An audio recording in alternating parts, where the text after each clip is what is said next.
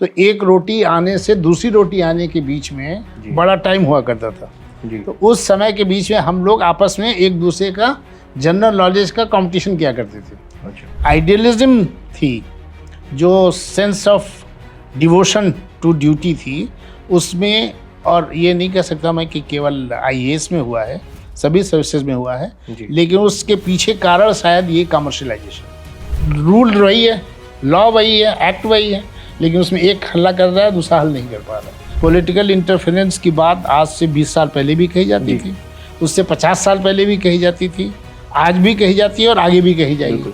उन्होंने बहुत सारे लट्ठे डाल करके हमारी गाड़ी रोकी हुई थी, मतलब लगा दी थी कि गाड़ी दी जा सकती। जी जी जी। तो जैसे ही वो गाड़ी हम उसके पास पहुंचे तो हमारे गनर और वो सब बड़े अलर्ट हो गए कि हम लोग को अब ये फेस करना पड़ेगा। नमस्कार, आप सभी को स्वागत है दी एज में। और जैसा कि एक श्रृंखला शुरू हुई है जिसमें हम विशेष अतिथियों से बात करने की कोशिश करते हैं, तो उसी श्रृंखला में आज मौका मिला है 1978 बैच के यूपी काडर के वरिष्ठ आईएएस ऑफिसर देश दीपक वर्मा साहब से बात करने का। काफ़ी एक लंबा अनुभव रहा है, तकरीबन 4 दशक का। उत्तर प्रदेश के ज़िलों जैसे अलीगढ़ है, बरेली है, आगरा है, अल्मोड़ा उस समय उत्तर प्रदेश का हिस्सा हुआ करता था, उनके जिलाधिकारी के तौर पे काम करने का, राज्य सरकार में सेवाएं देने का, और साथ ही साथ केंद्र सरकार में भी आपने बहुत लंबे समय अपनी सेवाएं दी हैं, जिसमें राज्यसभा का सेक्रेटरी जनरल हो, या फिर स्पोर्ट्स अथॉरिटी ऑफ इंडिया में डायरेक्टर का पद हो, या फिर एम्स गोरखपुर में अध्यक्ष का पद हो। तो एक बहुत ही वृहद और विस्तृत अनुभव है सर का। आज हम कोशिश करेंगे उनसे बात करने की कि उनके अनुभव से अभी जो यूपीएससी के एस्पिरेंट्स हैं वो क्या सीख सकते हैं, और उनके जीवन में कुछ बातें। सर बहुत बहुत स्वागत। नमस्कार सर, एकदम शुरुआत से ही शुरू करते हैं। जो आप तैयारी कर रहे थे सेवाओं में आने के लिए, वो किस तरीके की थी? आपकी तैयारी की जो जर्नी थी वो क्या थी, थोड़ी सी बताएं। ये आपने हर्ष जी बड़ा अच्छा सवाल पूछा है, क्योंकि तैयारियों का जो इकोसिस्टम हमारे समय में हुआ करता था और आज का जो इकोसिस्टम है वो बड़ा बदल चुका है। जी। मेरी शुरुआत की पढ़ाई लिखाई गोरखपुर में हुई थी, और जब मैंने इंटरमीडिएट कर लिया तो हमारे पिताजी चाहते थे कि मैं इलाहाबाद चला जाऊँ। जी। मुझे ये समझ में नहीं आता था कि मैं इलाहाबाद क्यों जाऊँ, क्योंकि हमारे सारे दोस्त यहाँ हैं, गोरखपुर भी यहाँ पे पढ़ते हैं, तो हम उनके साथ रहना चाहते थे। लेकिन मैं इलाहाबाद गया, और इलाहाबाद विश्वविद्यालय में मैंने बीएससी और एमएससी किया, और आज की तारीख में मैं ये समझता हूँ कि मैं आईएएस में आया, या वैसे भी जो कुछ भी मैंने पाया उसमें मुख्य योगदान इलाहाबाद विश्वविद्यालय में जाकर के पढ़ने का था। और उस समय का जो पढ़ने का कल्चर था उसके दो तीन एलिमेंट्स बहुत इम्पोर्टेंट हुआ करते। जी। एक बहुत बड़ा इम्पोर्टेंट एलिमेंट हुआ करता था सेल्फ स्टडी का, कि लोग बाग अपने से कोर्सेज समझ करके क्या सब्जेक्ट्स लेने हैं, कौन से कंपल्सरी, कौन से ऑप्शन लेने हैं, और लोग उसके हिसाब से सेल्फ स्टडी किया करते थे। एक कोचिंग इंस्टीट्यूट हुआ करता था, एक या दो हुआ करते थे, लेकिन उनकी संख्या उस सामान्यतया दिल्ली में थे जी। और बहुत कम लोग उसमें जाया करते थे, और जो बहुत समृद्ध और संपन्न लोग होते थे वही जाते थे सामान्यतया। जी। तो एक तो एलिमेंट सेल्फ स्टडी का था, और दूसरा एलिमेंट कंपटीशन का था। मुझे याद है कि हम लोग इलाहाबाद विश्वविद्यालय में पढ़ने के बाद में फिर इलाहाबाद में ही ममफोर्डगंज में हम लोग कमरा किराए पर लेके रहते थे। जी। और एक कमरे में 3-3 वो तख्त पड़ते थे जिसमें हम लोग सोते थे, और बाथरूम जाने के लिए एक तख्त से दूसरे तख्त से तीसरे तख्त से और फिर बाथरूम में घुस पाते थे। लांग कर जाना पड़ता। इतना जगह नहीं होती थी वहाँ पे। तो हम लोग उस माहौल में स्टडी करते थे, और हम लोग एक दुकान में लंच करने के लिए जाते थे, खाना खाने के लिए। वहाँ पे कुछ इस टाइप के मेस चला करते थे। तो उस मेस में जब हम लोग जाते थे तो एक रोटी आने से दूसरी रोटी आने के बीच में बड़ा टाइम हुआ करता था। जी। तो उस समय के बीच में हम लोग आपस में एक दूसरे का जनरल नॉलेज का कंपटीशन किया करते थे। अच्छा। तो मान लिया इसने पूछ लिया कि ये बताइए प्लासी का युद्ध कब हुआ था, तो सब अपना अपना जवाब दे रहे हैं। या कोई बहुत महत्वपूर्ण किताब है, 3 मस्केटियर्स, तो वो पूछा जा रहा है कि किसकी लिखी हुई किताब है ये। तो ये जो रोटियों के बीच में जो आने के बीच में जो समय होता था वो समय इससे होता था। और फिर अगर उनमें से कोई बहुत अच्छा करता था तो आगे वालों को लगता था कि अरे मैं तो पीछे रह गया, तो मुझे और तैयारी करनी है और कंपटीशन करनी है। तो बेसिकली ये दो चीज़ें थी जो उस समय जो हमारा सिविल सर्विसेज के लिए तैयारी करने का एक बड़ा एसेंशियल इकोसिस्टम था, बड़ा एसेंशियल कंपोनेंट था उसका। जी, बहुत अच्छा।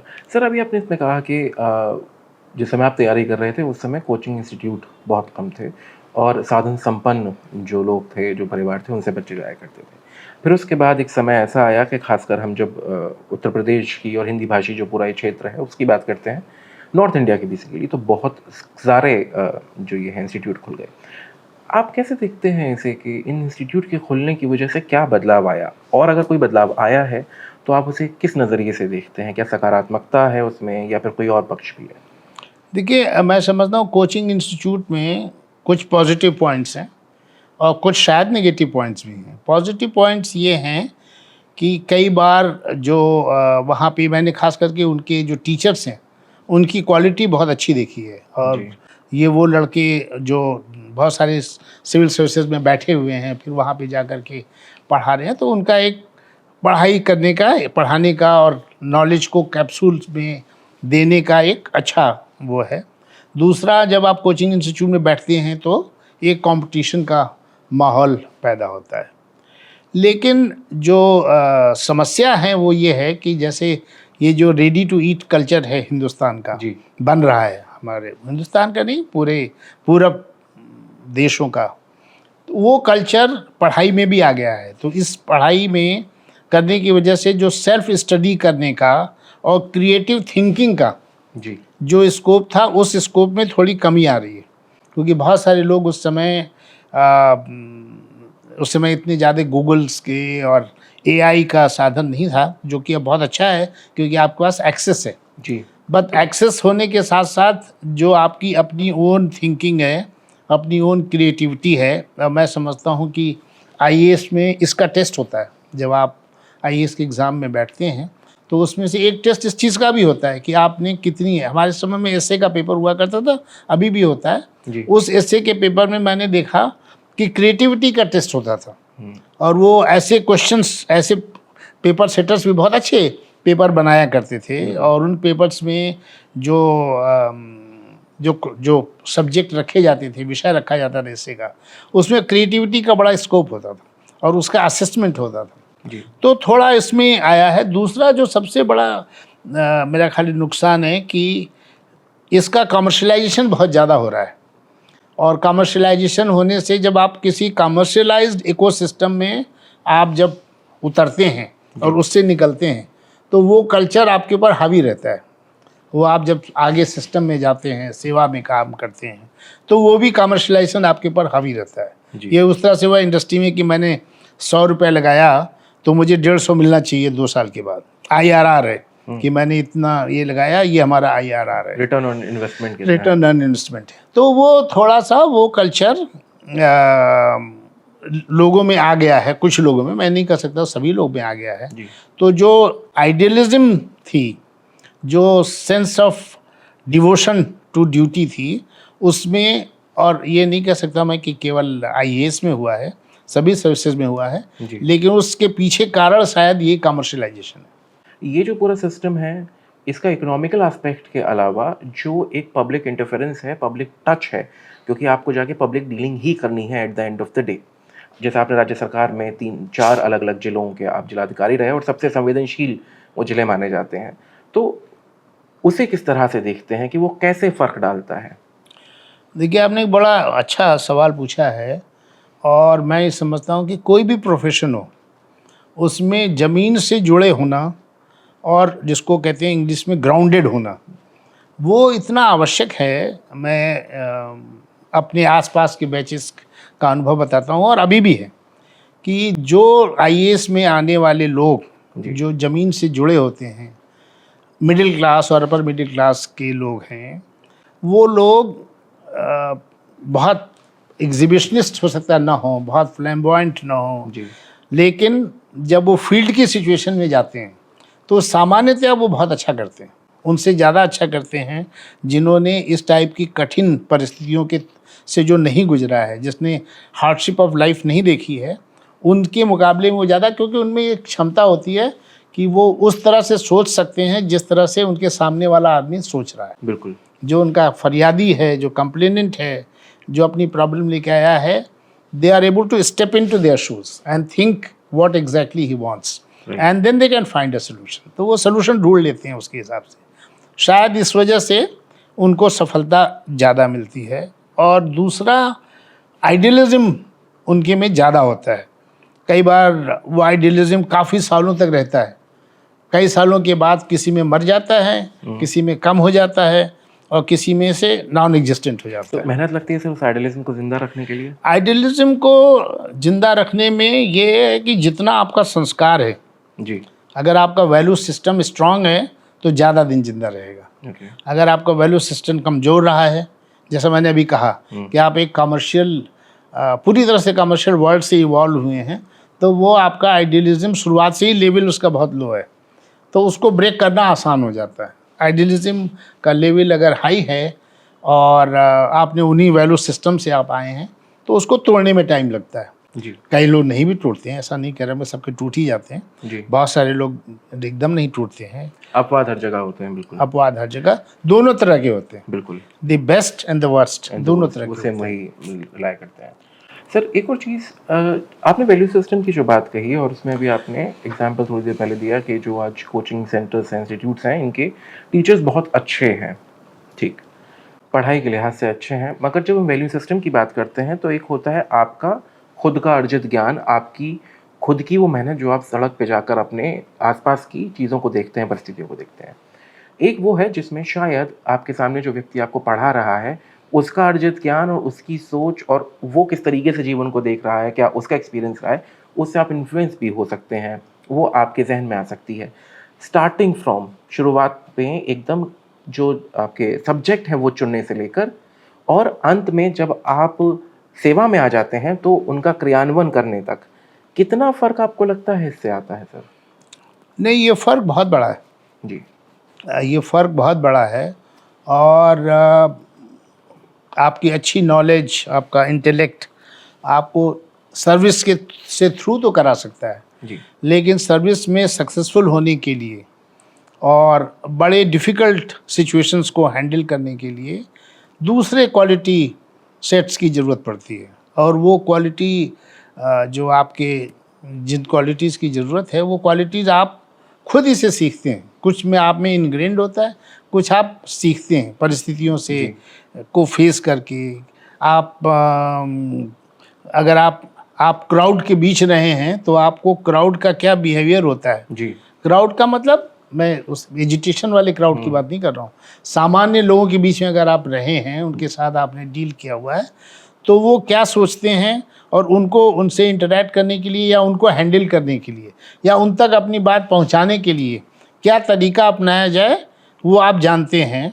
अगर आपका पुराना इस संस्कार है इसका, और दूसरा अपनी सेवा के दौरान आप वो सीखते हैं। जी। एक ये भी है कि कुछ लोगों में सीखने की क्षमता होती है और ललक होती है, कुछ में ये ललक नहीं होती है। कुछ में ये ताकत होती है कि कठिन परिस्थितियों से जूझ के उससे सीखना, और कुछ परिस्थितियों में होती है कि वो कठिन परिस्थिति से भाग जाना। जी। ये ह्यूमन ट्रेट्स हैं, हर सर्विस में, हर उसमें होते हैं। और मैं तो ये लोगों से रिकमेंड करता रहता हूँ कि आईएएस अधिकारियों में या किसी भी सर्विस के अधिकारियों में, खास करके आईएएस में, क्यों आईएएस आईपीएस में, क्योंकि आप पब्लिक से डील करते हैं, सबसे ज़्यादा पब्लिक डीलिंग होती है। तो आप में इस क्वालिटी को डेवलप करने की ट्रेनिंग और उसकी कैपेसिटी इवॉल्व करने की ट्रेनिंग, वो एक बहुत इम्पॉर्टेंट कंपोनेंट होना चाहिए हमारी ट्रेनिंग का। जी। सर आपके अनुभव से क्या कभी कोई ऐसा वाक़या पेश आया, क्योंकि जैसा अक्सर मैं भी उत्तर प्रदेश से ही आता हूँ, तो हमने देखा है कई बार कि हाईवे जाम है, सड़क दुर्घटना में किसी की मौत हो गई, उसका जो शव है हाईवे पर रखकर जाम लगा दिया गया और अब जाकर वो उसे उसका निस्तारण करना है, जो लोग हैं उनको जो उनकी मांग है वो पूरी करनी है। अब कोई किताब शायद इस चीज़ को पूरी तरह नहीं समझा सकती है। आपके जीवन में, आपके कार्यकाल में कभी कुछ ऐसा हुआ हो या फिर इसके अलावा भी कुछ हुआ हो जो अभी के जो यूपीएससी के एस्पिरेंट्स हैं उनके लिए एक समझ बढ़ा सके? आपने बड़ा इंटरेस्टिंग सवाल पूछा है। ये कई बार ऐसा होता है कि खास करके जहाँ इस टाइप की घटना हो गई और लॉ एंड ऑर्डर सिचुएशन है, जी तो आपको उस केस में क्या करना चाहिए, ये आपका प्रेजेंस ऑफ माइंड जी और आपका जो सेंस ऑफ ह्यूमर है वो बहुत इम्पोर्टेंट होता है इस चीज़ में। सेंस ऑफ ह्यूमर भी सर ऐसे समय में काम सेंस आता है। ऑफ ह्यूमर बहुत ज़्यादा काम आता है। मुझे याद है कि एक बार मैं आगरा में डीएम था और वहाँ पे ओलावृष्टि की कुछ घटनाएं हुई जिसकी वजह से कुछ वहाँ उस एरिया में बहुत होता है ये घटनाएं, तो बहुत सारे जानवरों की ये हो गई, तो बहुत सारे बकरी और जी जी जो जी लोग जी, पालते मवेशी थे, जो थे वो हाँ, उनको मवेशी जो क्षति है, हुई उनकी होगी। क्षति हुई। तो मैं अर्ली मॉर्निंग में मुझे ये खबर मिली और मुझे मालूम था वो बड़ा सेंसिटिव जोन है, जी तो लोग एजिटेट भी करेंगे वहाँ पे। तो मैं सवेरे सवेरे, मुझको पुलिस फोर्स को बुलाने का भी समय नहीं था हमारे पास, तो मैं केवल अपने गनर को लेके गया और गनर को लेके मैं उन गांव में चला गया जिन गांव में वो था जहाँ पे ये घटनाएं जी हुई थी। घटना घटित हुई थी जी। तो वहाँ गया और मैंने उन लोगों को वहीं की वहीं मैं अपने साथ ले गया, अपना ट्रेजरी का, और उनको मैंने वहीं पे वहीं सहायता दे दी ताकि ये बात कोई फ्लेयर अप ना कर सके, इस चीज़ को अच्छा। बढ़ा ना सके। तो जब मैं लौट रहा था तो हमारे ट्रक के और हमारे साथ फोर्स नहीं थी, केवल एक गनर था और एक चपरासी था और एक ट्रेजरार था। उन्होंने बहुत सारे लट्ठे डाल करके हमारी गाड़ी रोकी हुई थी, मतलब लगा दी थी कि गाड़ी नहीं जा सकती। जी जी जी तो जैसे ही वो गाड़ी हम उसके पास पहुंचे तो हमारे गनर और वो सब बड़े अलर्ट हो गए जी कि हम लोग को अब ये फेस करना पड़ेगा। तो मैंने कहा उनसे कि नहीं, इसकी कोई ज़रूरत नहीं है। तो मैं उतरा, मैं उनके पास गया, मैंने कहा कि सामान्यतया किसी भी डिस्ट्रिक्ट मजिस्ट्रेट के साथ पब्लिक ऐसा बिहेवियर नहीं करती है, उसके पीछे कुछ कारण होगा, आपको समझना पड़ेगा। तो वहाँ पे गया मैं, इनसे पूछा तो पता ये चला कि उनको ये लगा कि ये उस गांव में तो चले गए, हमारे गांव में नहीं जाएंगे। ओके। तो इसलिए उसने ट्रक लगा के रोक दिया था कि नहीं, आप पहले हमारा गांव देखिए जी जी जी और तब जाइए। जी तो मैंने कहा कि हाँ हाँ, मैं वहाँ भी चलूँगा। तो मैं फिर उनके गांव चला गया। तो फिर वो तुरंत दूसरे ढंग से कह रहे, लेकिन साहब वहाँ तक तो वो नहीं जाता। तो हमने कहा हम आपके ट्रैक्टर पे चलेंगे। तो हम थोड़ी दूर तक कार में गए, फिर उनके ट्रैक्टर में गए। तो वही लोग जो पहले रास्ता रोक रहे थे और बड़े अग्रेसिव हो रहे थे, वो बाद में जो है वो जय जयकार करते हुए ला करके मुझे वापस अपना, जब गांव मैंने देख लिया उनका, और कुछ भी नहीं किया क्योंकि हमारा फंड ख़त्म हो चुका था उस समय तक। जी तो उस समय फंड भी नहीं था, मैंने खाली कहा हाँ करेंगे। तो वो विश्वास जब उनमें पैदा हो जाता है तो वो आए और मुझको बाकायदा फूल माली के साथ उन्होंने हमें अपनी गाड़ी जो मैं सड़क पे छोड़ के उनके साथ चला गया था अकेले ही, उससे छोड़ना है वहाँ तक हमें बाकायदा छोड़ने आया। मैं फिर गांव आया, फिर मैंने बाद में उनकी सहायता की। तो ऐसी परिस्थितियाँ होती हैं कि कई बार जो लॉ एंड ऑर्डर सिचुएशंस ख़राब होती हैं, उसमें जो उसको मैनेज करने वाले अधिकारी होते हैं, जी कभी कभी प्रॉब्लम को ना समझने से, कभी कभी अपने अंदर की साइकोलॉजी से, अपने अंदर के डर से पैनिक कर जाते हैं जी और उस पैनिक में कभी कभी ओवर रिएक्शन होता है। मेरा ये मानना है कि पब्लिक कभी भी एडमिनिस्ट्रेशन के साथ या अधिकारियों के साथ बिना कारण कोई इस टाइप का व्यवहार नहीं करेगी। There has to be some reason. अगर ऐसा कोई दुर्व्यवहार करती है या वायलेंट होती है या एक्शन लेती है, उसके पीछे कोई ना कोई कारण होता है। अगर आप में ये क्षमता है, ये मादा है कि आप उनसे सीधे इंटरेक्ट करके उनकी समस्या को समझें, तो जनरली सामान्यतया समस्या हल हो जाती है। सर, जो आपने ह्यूमन इमोशंस की बात करी, वो किसी भी अधिकारी के जो ह्यूमन इमोशंस हैं वो कितना कंट्रोल रखने की ज़रूरत है, क्योंकि अभी जो आईएएस और आईपीएस ऑफिसर्स का ये पूरा जो एक सर्विसेज हैं, इनके इर्द गिर्द भौकाल, जिसे हम उत्तर प्रदेश में कहते हैं, वो बनाया हुआ है कि आप जाएंगे तो गाड़ियाँ चलेंगी और रील्स आजकल उनकी चलती हैं। अगर वो आडंबर किसी बच्चे के अंदर जो अभी यूपीएससी एग्ज़ाम्स के लिए बैठ रहा है, वो उसके अंदर घर कर जाता है, तो वो सेवा के समय में क्या उसकी डिसीजन टेकिंग कैपेबिलिटी को कॉम्प्रोमाइज़ करेगा किसी भी तरीके से? देखिए, ऐसा है कि ये भौकाल क्रिएट क्यों हुआ है? भौकाल इसलिए क्रिएट हुआ है, इसके पीछे वही कमर्शियलाइजेशन है कि अगर मुझको कोचिंग इंस्टीट्यूट्स का या इसका हमें बनाना है कि ये बड़ा बड़ा फ़ायदेमंद है, ये हाइप करना है हाँ, उसको। हाइप करना है, जिसको कहते हैं ना IRR, रिटर्न ऑन हाँ, इन्वेस्टमेंट पता कितना है। तो आपको रिटर्न में दिखाना पड़ेगा ना कि रिटर्न में अगर आप कहीं एक गाड़ी होगी और या 2 गाड़ी होगी, या आप जब डिस्ट्रिक्ट में रहेंगे तो मिलेगी, आप जब सचिवालय में आएंगे तो मैं खुद चलाऊँ, रिक्शे में चलाऊँ मैं जी 2-4 दिनों में, और अपनी कार से तो बहुत दिनों चलाऊँ मैं। तो वो नहीं बताएगा, वो यही दिखाएगा कि आपके पास 4 गाड़ियाँ चल रही हैं और ये गाड़ियाँ, वो गाड़ियाँ कई बार फंक्शनल रिक्वायरमेंट होती हैं जो बाहर दिखाई देता है। ऑब्वियसली जब वो भीड़ में जाएगा डीएम, तो वो डीएम आगे चलेगा, उसके पीछे पुलिस की व्हीकल्स होंगी, उसके पहले होगा सायरन भी बजेगा, क्योंकि सायरन बज रहा है लोगों को अलर्ट करने के लिए, सावधान करने के लिए। वो हमेशा प्रभाव उत्पन्न करने के लिए नहीं है, लेकिन उसको वो हाईलाइट इसलिए करता है ताकि लोग बाग उसकी तरफ अट्रैक्ट हों तो हमारे कोचिंग इंस्टीट्यूट की तरफ अट्रैक्ट हों, कोचिंग इंस्टीट्यूट की तरफ अट्रैक्ट हों तो सारा का सारा जो ये वैल्यू चेन है, वो वैल्यू चेन फिर एनरिच होता है, इसलिए हर आदमी ये करता है। बट फैक्ट ये है कि बहुत बार ये रिक्वायरमेंट, मैं जब अल्मोड़ा में रहता था तो मेरा घर बहुत अच्छा था। कौन से सन की बात है सर ये 1982 82 तो उत्तर प्रदेश ही था हाँ, उस समय, हाँ उस समय उत्तराखंड। तो मेरा घर बहुत बढ़िया था, बहुत शानदार घर था, और हमारा जो ऑफिस, घर के अंदर एक जो ऑफिस होता था, ऑफिस कैंप कार्यालय कहते हैं, वहाँ पे अगर आप अपनी निगाह फाइल से ऊपर उठाएं तो सामने आपको हिमालय की चोटियाँ दिखती थी जी। इतना खूबसूरत जगह सी वो थी। मैं वहाँ 2 साल रहा। 2 साल के बाद जब मेरा रिटायरमेंट हुआ तो मैं पहली बार अपनी वाइफ के साथ निकल के उसके आसपास टहलने गया। तो जब मैं टहलने गया तो मैंने रियलाइज़ किया कि अरे ये तो बड़ी खूबसूरत जगह थी जहाँ मैं रहता था जी। मतलब मुझको टाइम नहीं मिला था उसको एंजॉय करने का, क्योंकि आपकी रिस्पॉन्सिबिलिटीज़ इतनी होती हैं। तो कई बार आपके पास इतनी सारी चीज़ें होती हैं, बट वो एक माध्यम है बहुत बार समस्याओं को हल करने का। बट कुछ लोग इसकी चमक धमक में आ भी जाते हैं, ऐसी बात भी नहीं है। जो लोग, जैसे एक उदाहरण आया था कि अभी किसी अधिकारी ने अपनी प्राइवेट गाड़ी पे लाल बत्ती लगा रखी थी और बहुत सारा ताम झाम लगा रखा था, तो ऐसे भी लोग पैदा होते हैं। ये इसी कमर्शलाइजेशन की पैदावार है, इस कमर्शलाइजेशन की ये पैदावार है जिसकी वजह से ये चीज़ें आ रही हैं। अदरवाइज़ जो आपको ये बहुत सारी सुविधाएं केवल इसलिए मिलती हैं क्योंकि आप उसको पब्लिक वेलफेयर में, पब्लिक इंटरेस्ट में, पब्लिक के लिए इस्तेमाल कर सकें। बिल्कुल। एक कल्चर अभी रिसेंटली डेवलप हुआ है, कोई नाम है काफ़ी बड़े, वो प्रचलित भी होते हैं कि लोग अपने साथ में रील बनाने वाला कोई व्यक्ति लेकर चलते हैं और ऑन द स्पॉट आप किसी भी व्यक्ति को इन्हें निलंबन किया जाए इनसे।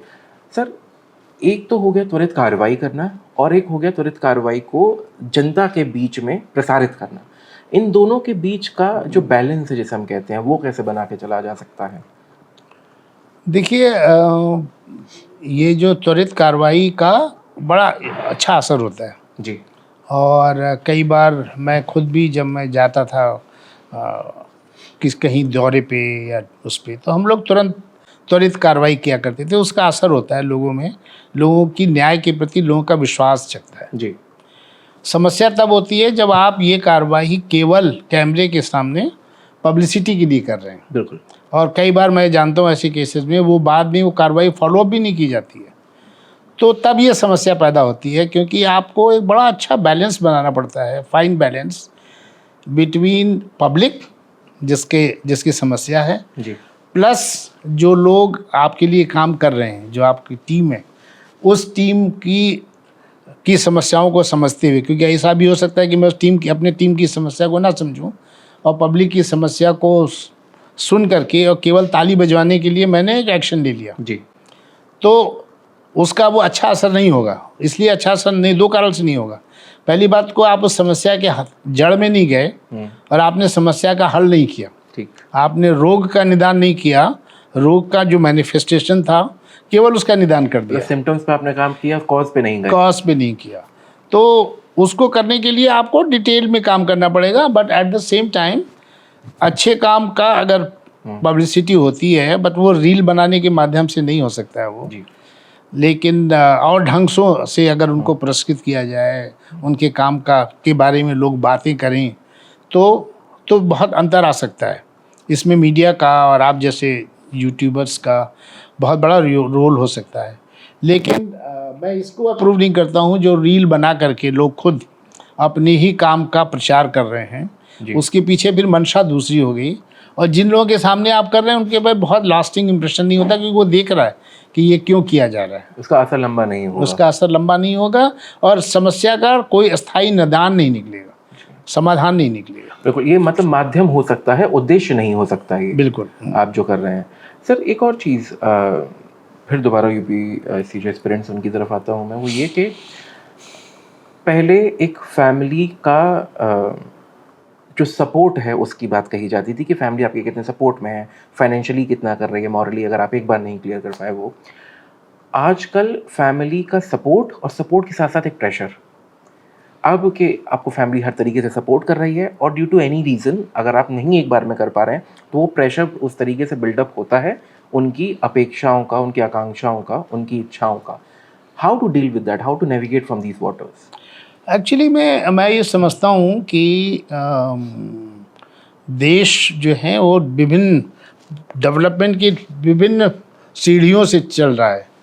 एक समय में था जब हम अंडर डेवलप थे, गरीब देश थे, तो उस समय हमारी इन सर्विसेज का, सिविल सर्विसेज का बड़ा रोल था, आज भी है, लेकिन उस समय सिविल सर्विसेज के अलावा कोई ऑप्शंस नहीं अवेलेबल थे।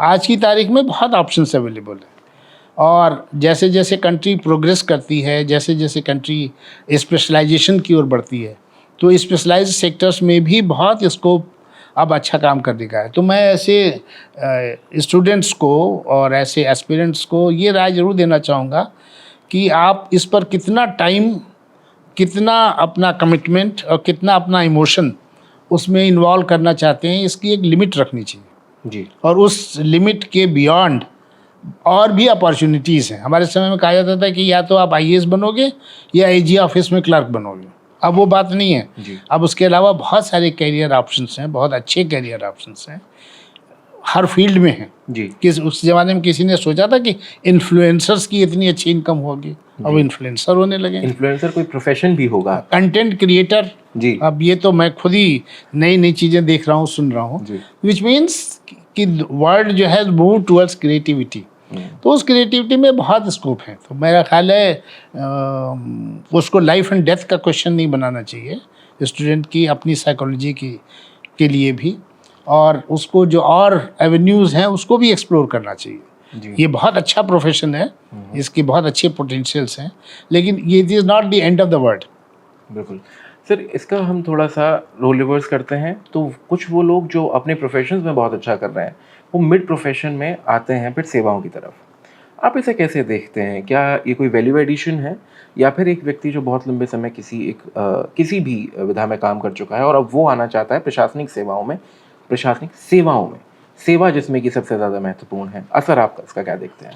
नहीं, देखिए ऐसा है कि ये मैं समझता हूँ कि अच्छा स्टेप है जो गवर्नमेंट ने लिया है कि स्पेशलाइज्ड लोगों को या प्राइवेट सेक्टर से जिन लोगों के अनुभव है उनको यहाँ पर ला रहे हैं, ताकि जो हमारा स्पेशलाइज्ड एरिया है जी। या उसमें जो लेटेस्ट डेवलपमेंट्स हैं वो हम अपने एडमिनिस्ट्रेशन के अंदर उसको डाल सकें, जो पूरा हमारा प्रशासनिक और शासन तंत्र है उसमें आ सके। इस तरह से इन लोगों को लाना अच्छी बात है, बट वो लाना इसी उद्देश्य से होना चाहिए कि हम इस टाइप के प्रोफेशनलिज्म को, इस टाइप की प्रोफेशनल और टेक्निकल नॉलेज को इसमें लाना चाहते हैं।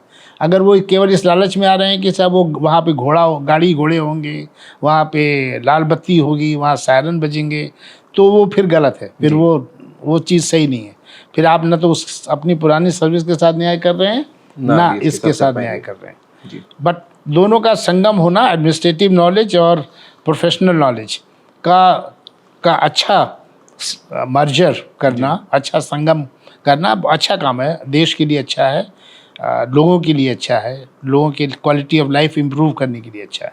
सर, आपने ओपननेस की बात कही, तो ओपननेस सेवा में आने से पहले भी, जैसे उदाहरण के तौर पे कोई एक व्यक्ति आप जब सेवा में आ जाते हैं, आपके पास आया और आके उसने कहा हमारे पिताजी ने 2 शादियाँ की थी, बड़े वाली जो माता जी थी उनके बेटे ने इतनी ज़मीन बेच दी, अब जिसको बेची है वो पक्ष कह रहा है कि चक्रोट से मिलती हुई ज़मीन जो है वो हमारी है।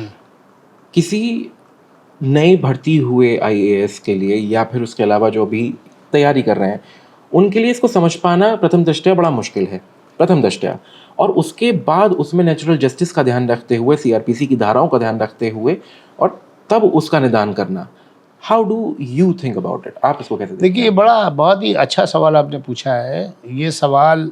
और मैं समझता हूँ कि एक सिस्टम होना चाहिए जो यंग ऑफिसर्स आईएएस में आते हैं, उनके शुरुआत के 10 सालों में, 6-7 सालों में उनकी मेंटरिंग करने का एक सिस्टम होना चाहिए कि उनकी भी मेंटरिंग की ज़रूरत होती है। जी क्योंकि वो एकेडमी में पढ़ के आते हैं, अपना एजुकेशनल बैकग्राउंड लेके आते हैं, और फिर लाने के बाद उनको सीधे जिस आदमी को जिसने सीखना ठीक से नहीं सीखा, आपने उसको समुद्र में फेंक दिया कि अब तुम करो, अब तुम स्विम करो और निकलो।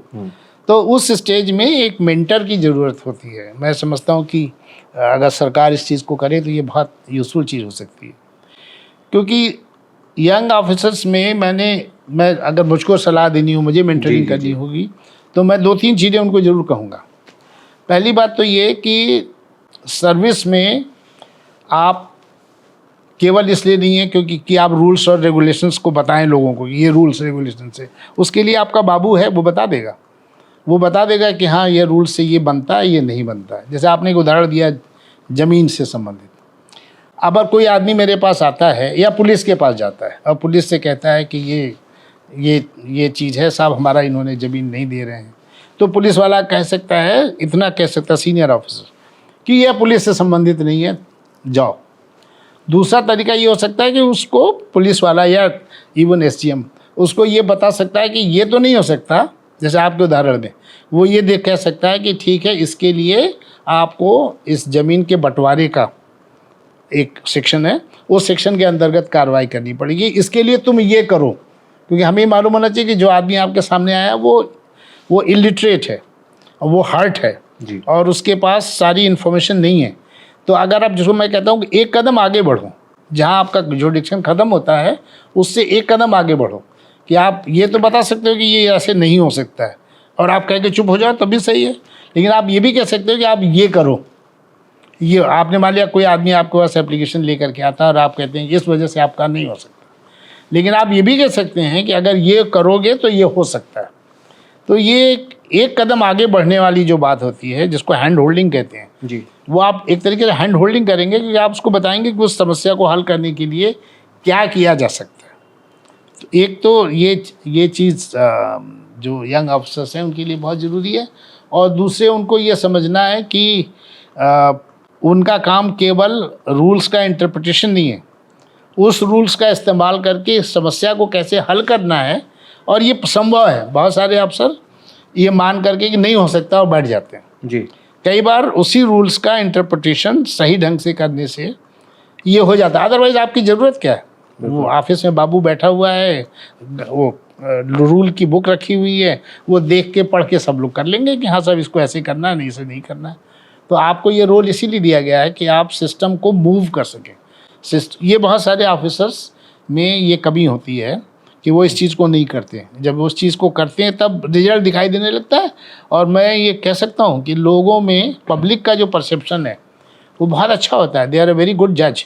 वो इतना अच्छा से पहचानते हैं कि ये अधिकारी हमारी समस्या को हल कर देता है और ये अधिकारी हमारी समस्या को हल नहीं कर पाता है।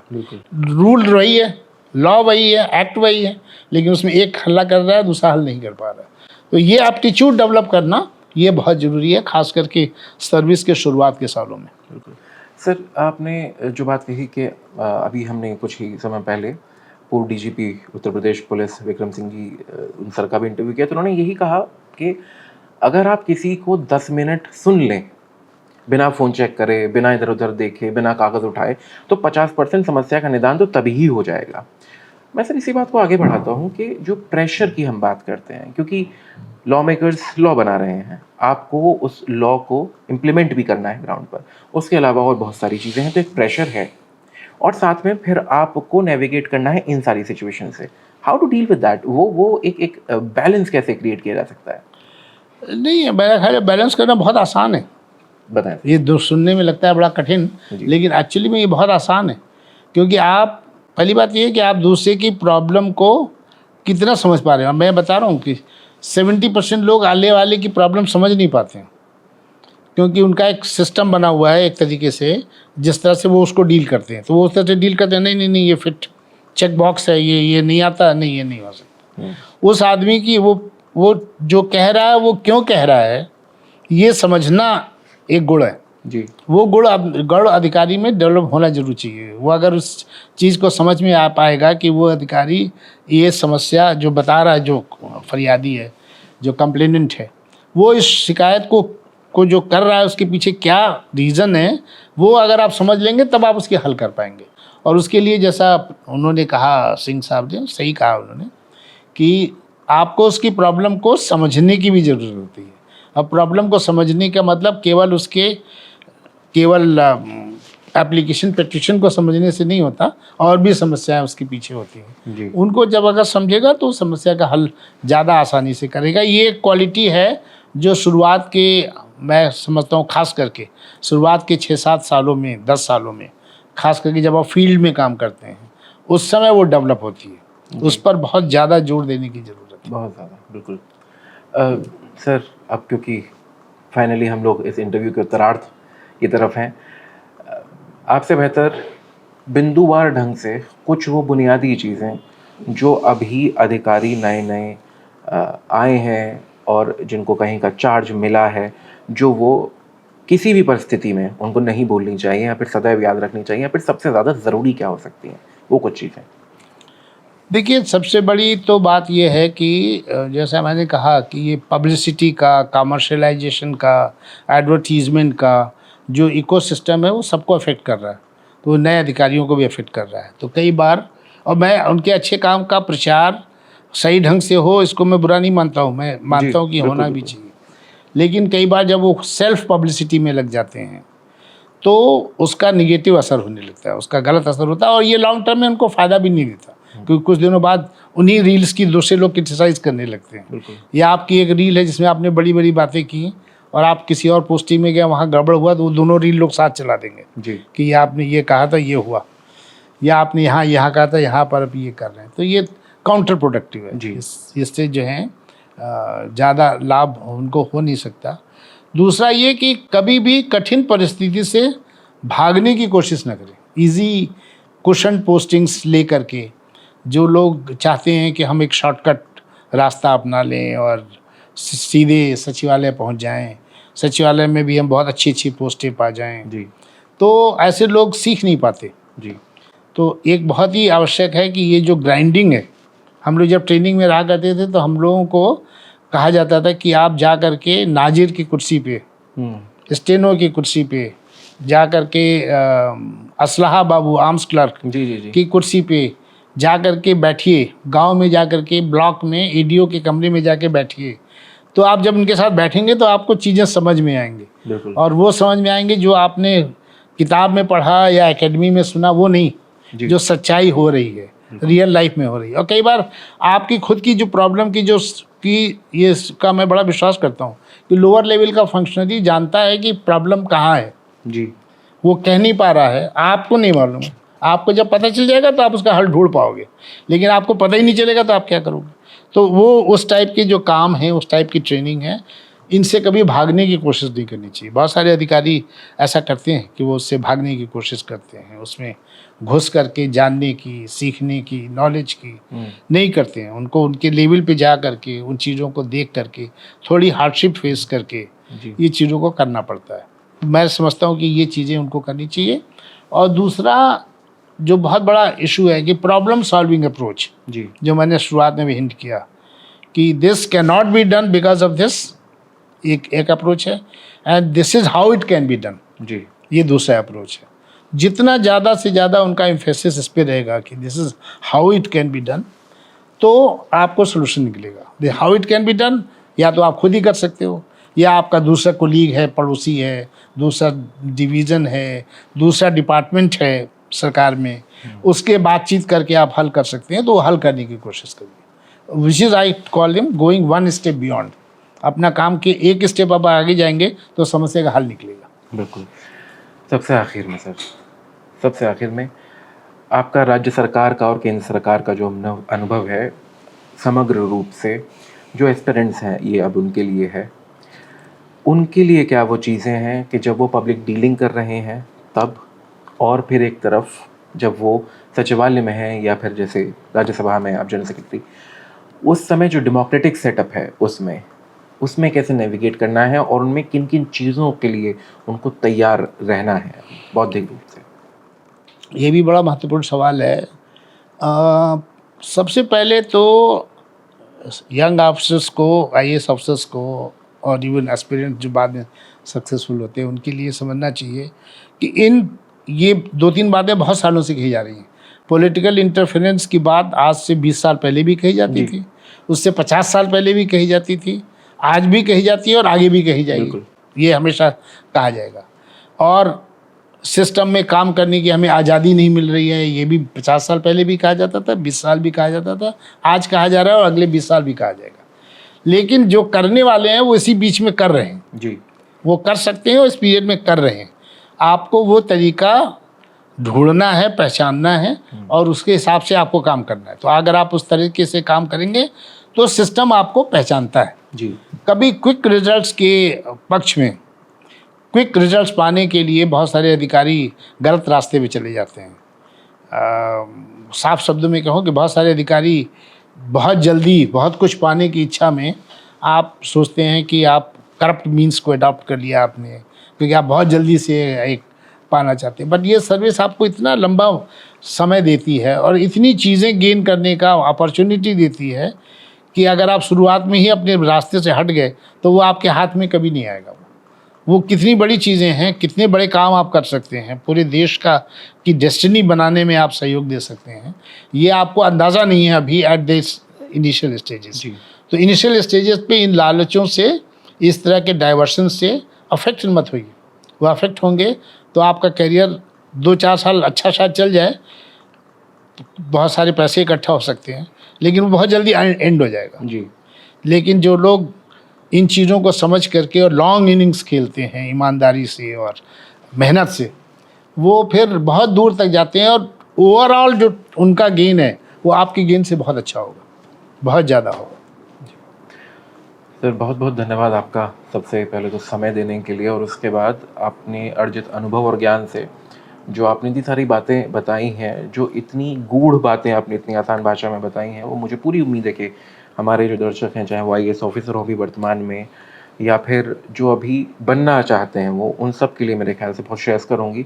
बहुत बहुत धन्यवाद सर। और मैं जो निजी स्तर पर आज समझा वो यही है कि किसी भी ऑफिस में किसी भी साहब के सामने जो फरियादी अपनी एक ख़राब सी हैंडराइटिंग में लिखी हुई एप्लीकेशन लेके पहुंचता है, वो हर बार केवल आपसे उसका निस्तारण नहीं चाहता, वो कई बार बस सुन भर लेना चाहता है कि आप उसे सुन भर लें, जो मैं समझा। सर बहुत बहुत धन्यवाद आपका कि आपने हमें सुना और जवाब आपने दिया। धन्यवाद, आपने ये बात कही। मैं आपको एंड एक अच्छी उसके साथ करना चाहता हूँ कि मैं जब आगरा में डीएम था तो ब्रिजलाल जो इस समय एमपी हैं जी। वो हमारे एसएसपी हुआ करते थे। उनको ही बाद मेरे समय में ही उनका शपथ ग्रहण हुआ था राज्यसभा में। जी। तो हम लोग जब हम लोग डीएम थे, सीनियर मोस्ट डीएम, फिर हम कमिश्नर बन गए, वो डीआईजी बन गए। जी। तो हम लोग कहा करते थे कि अब तक हम लोग एक्टर थे, अब डायरेक्टर बन गए। तो ये भी हो सकता है कि जो यंग ऑफिसर्स इसको सुने जी। वो शायद ये सोचे कि ये इस उम्र में आकर के लोगों के लिए बात करना आसान होता है।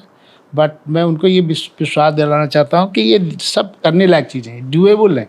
हम सोचते हैं शॉर्टकट पाने के चक्कर में सोचते हैं कि नहीं ये नहीं हो सकता, ये होने लायक चीज़ें। तो ये ना समझें कि ये डायरेक्टर्स का कुर्सी पे बैठ करके दिया हुआ केवल सलाह और सुझाव है, इसलिए मैंने ये बात कही। धन्यवाद आपको, बहुत बहुत धन्यवाद कि आपने मुझको ये मौका दिया और अपने दर्शकों से मुखातिब होने का अवसर दिया। प्लेजर ऑल में। Thank you. तो जैसा कि मैं हर बार इंटरव्यू के आखिर में कहता हूँ कि लगातार कोशिश करते रहेंगे ऐसी ही शख्सियत से बात करने की, आप लोगों के लिए, कि आप कुछ बेहतर समझ पाएँ, सीख पाएँ। आप अपना सहयोग लाइक, शेयर, कमेंट, सब्सक्राइब के रूप में हमारे साथ बनाए रखें। कैमरे के पीछे हैं मेरे सहयोगी सुशील और रति, मैं हर्षवर्धन सिंह, दी एज के लिए गौतम बुद्ध नगर।